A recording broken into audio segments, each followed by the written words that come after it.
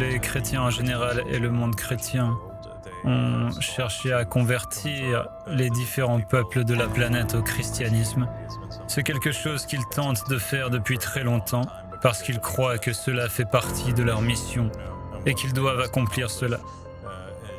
Prêcher les évangiles à toute la terre avant que Jésus ne revienne. Donc, ils essayent activement et constamment de convertir les gens et de les détourner de leur religion pour leur faire accepter la religion chrétienne. Et ce faisant, ils cherchent des défauts dans les religions opposées afin de les discréditer. Ainsi, quand il s'est agi de la religion de l'islam, ils ont examiné les livres de narration, les livres de hadith. En général, ils ont consulté Sahih Bukhari et Sahih Muslim, ainsi que les livres sunnites qui sont considérés comme des sources fiables par la majorité des musulmans sunnites.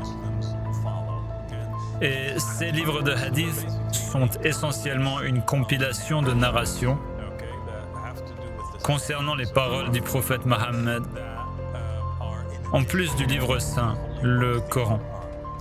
Et donc, ils scrutent ces livres de narration et découvrent qu'il y a de nombreux hadiths. En général, beaucoup de ces hadiths sont rapportés par une femme appelée Aïcha. Aïcha est l'une des épouses du prophète Mohammed sallallahu alayhi wa alayhi.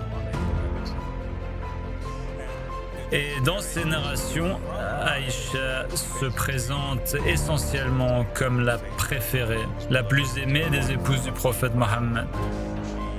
Elle affirme également dans certains de ses hadiths qu'elle était une petite fille qui jouait encore à la poupée au moment où le prophète l'a épousée.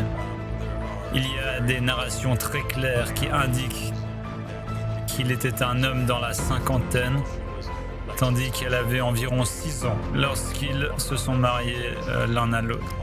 Elle prétend dans d'autres narrations que le prophète Mohammed déformait le message de Dieu,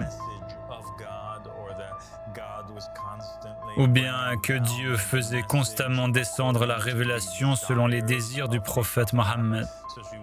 Donc elle allait jusqu'à discréditer le prophète dans une certaine mesure.